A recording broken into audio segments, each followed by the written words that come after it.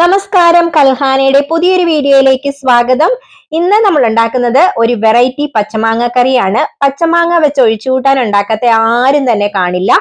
പക്ഷെ അതിൽ ഒന്ന് രണ്ട് പൊടിക്കൈകളൂടെ ചേർത്ത് കഴിഞ്ഞാൽ നമ്മുടെ മാങ്ങാക്കറിയുടെ ടേസ്റ്റ് ഉണ്ടല്ലോ അങ്ങ് ഇരട്ടിയാകും. അപ്പൊ അതെങ്ങനെയാ ഉണ്ടാക്കുന്നത് നമുക്കൊന്ന് നോക്കാം. അതിനായിട്ട് രണ്ട് മാങ്ങയാണ് എടുത്തേക്കുന്നത്, രണ്ട് പച്ചമാങ്ങയാണ് കേട്ടോ. ഇത് ഞാൻ നാട്ടിൽ നിന്ന് കൊണ്ടുവന്ന കിളിച്ചുണ്ടൻ മാങ്ങയാണ്.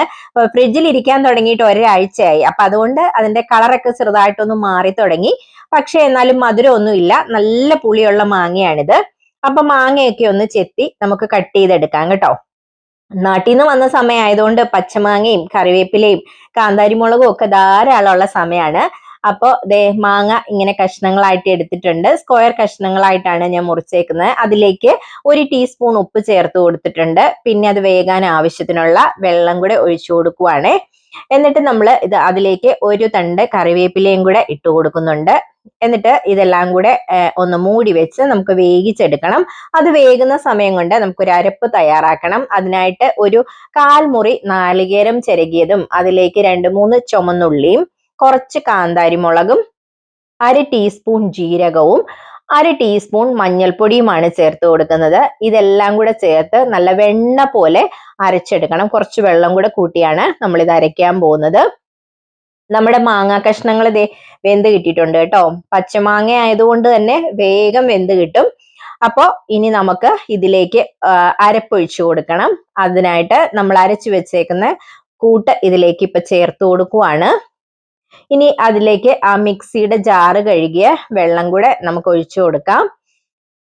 നമുക്ക് ഈ സമയത്ത് നമ്മുടെ കറിയുടെ കൺസിസ്റ്റൻസിക്ക് അനുസരിച്ചിട്ടുള്ള വെള്ളം ചേർത്ത് കൊടുക്കാം. നിങ്ങൾക്ക് തിക്കായിട്ടുള്ള കറിയാണെങ്കിൽ അതിനനുസരിച്ച് വെള്ളം ചേർക്കുക.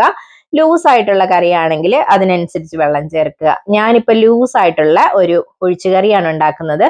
അപ്പൊ അതിനനുസരിച്ചിട്ടുള്ള വെള്ളം ഇപ്പൊ ചേർത്ത് കൊടുത്തിട്ടുണ്ട്. എന്നിട്ട് ഈ കറി ഒന്ന് തിളയ്ക്കണം. അപ്പോൾ ഇടയ്ക്ക് നമ്മളൊന്ന് ഇളക്കി കൊടുക്കുകയും കൂടെ വേണം. അപ്പോൾ അവസാനമാണ് നമ്മൾ പൊടിക്കൈകളൊക്കെ ചെയ്യുന്നത്. ഈ സമയത്ത് നമുക്കൊന്ന് ഉപ്പ് നോക്കിയപ്പോൾ ഉപ്പ് ശകലം കുറവുണ്ട്. അപ്പൊ ഞാനൊരു 1/2 ടീസ്പൂൺ ഉപ്പും കൂടെ ഈ സമയത്ത് ചേർത്ത് കൊടുക്കുന്നുണ്ട് കേട്ടോ. അപ്പൊ ഉപ്പ് കൂടെ ചേർത്തിട്ട് നമ്മൾ വീണ്ടും അത് നന്നായിട്ടൊന്ന് മിക്സ് ചെയ്ത് കൊടുക്കുവാണ്. കറി തിളയ്ക്കാൻ തുടങ്ങിയിട്ടേ ഉണ്ടായിരുന്നുള്ളൂ. ഇപ്പൊ ദേ ഏകദേശം കറി റെഡി ആയി വന്നിട്ടുണ്ട്. അപ്പൊ ഈ സമയത്ത് നമ്മൾ ഒരു താളിപ്പ് ഉണ്ടാക്കാൻ പോവുകയാണ്. അപ്പൊ അതിനായിട്ട് കുറച്ച് വെളിച്ചെണ്ണയാണ് പാനിലേക്ക് ഒഴിച്ചു കൊടുത്തേക്കുന്നത്. വെളിച്ചെണ്ണ ചൂടായി വന്നപ്പോ കടുക് ഇട്ട് കൊടുത്തിട്ടുണ്ട്. കടുക് ഒന്ന് പൊട്ടിയപ്പോ ചുമന്നുള്ളി അരിഞ്ഞതാണ് ഇട്ട് കൊടുത്തേക്കുന്നത്. ചുമന്നുള്ളി ഒന്ന് നന്നായിട്ട് ചുമന്ന് വരണം. കൂട്ടത്തില് 2-3 വറ്റൽമുളകും കുറച്ച് കറിവേപ്പിലയും കൂടെ ചേർത്ത് കൊടുക്കുന്നുണ്ട്.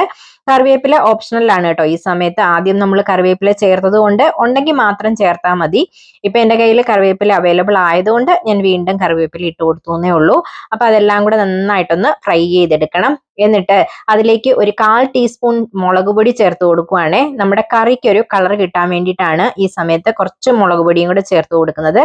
എന്നിട്ട് അതിന്റെ പച്ചമണം മാറിയപ്പോ നമ്മൾ ഈ കറിയിലേക്ക് ഒഴിച്ചു കൊടുക്കുവാണ്. ഈ വറവലും കൂടെ വരുമ്പം അതിനൊരു പ്രത്യേക ടേസ്റ്റ് ആണ്. അപ്പൊ കടുക് താളിക്കുമ്പോൾ ചുമന്നുള്ളി ചേർക്കാൻ മറന്നു പോകണ്ട. ഇനി 1-2 പൊടിക്കൈകൾ ഞാൻ പറഞ്ഞല്ലോ, അതും കൂടെ നമുക്ക് ചെയ്യാനുണ്ട്. അപ്പൊ ആദ്യം ഇതൊന്ന് മിക്സ് ചെയ്തെടുക്കണം. മിക്സ് ചെയ്തെടുത്ത് കഴിഞ്ഞിട്ടാണ് നമ്മൾ പറഞ്ഞ പൊടിക്കൈകളൊക്കെ ചേർത്ത് കൊടുക്കുന്നത്. ഒരു 1/4 ടീസ്പൂൺ കായപ്പൊടിയാണ് ആദ്യം ചേർത്ത് കൊടുക്കുന്നത്. കൂട്ടത്തില് ഒരു 1/2 ടീസ്പൂൺ പഞ്ചസാര കൂടി ചേർക്കുന്നുണ്ട്. ശർക്കരയല്ല, പഞ്ചസാരയാണ് ചേർക്കേണ്ടത് കേട്ടോ. പഞ്ചസാര ചേർക്കുമ്പോൾ ഒരു പ്രത്യേക സ്വാദാണ്. പക്ഷെ നിങ്ങൾക്ക് പഞ്ചസാര ഉപയോഗിക്കാൻ പാടില്ല, ഷുഗർ പേഷ്യൻസ് ഒക്കെ ആണെങ്കിൽ പഞ്ചസാര ഒഴിവാക്കാം. പക്ഷെ കായപ്പൊടി ഒഴിവാക്കരുത്. കായപ്പൊടിയും പഞ്ചസാരയും കൂടെ ചേർക്കുമ്പോഴാണ് ഇതിനൊരു പ്രത്യേക സ്വാദ് വരുന്നത്. നമുക്ക് ഈ കറി സെർവ് ചെയ്യുന്നതിന് മുമ്പ് ഒരു അരമണിക്കൂർ ഒന്ന് മൂടി വെക്കണം. അപ്പോഴാണ് ഈ കടുക് താളിച്ചതിന്റെയും കായത്തിന്റെയും ഒക്കെ ഫ്ലേവർ ഈ കറിയിലേക്ക് ഇറങ്ങുന്നത്. അപ്പൊ ഇതുവരെ നിങ്ങൾ ഇങ്ങനെ ഒരു കറി ഉണ്ടാക്കി നോക്കിയിട്ടില്ലെങ്കിൽ ഒന്ന് ട്രൈ ചെയ്ത് നോക്കണം. ട്രൈ ചെയ്ത് നോക്കിയിട്ട് ഫീഡ്ബാക്ക് അറിയിക്കണം.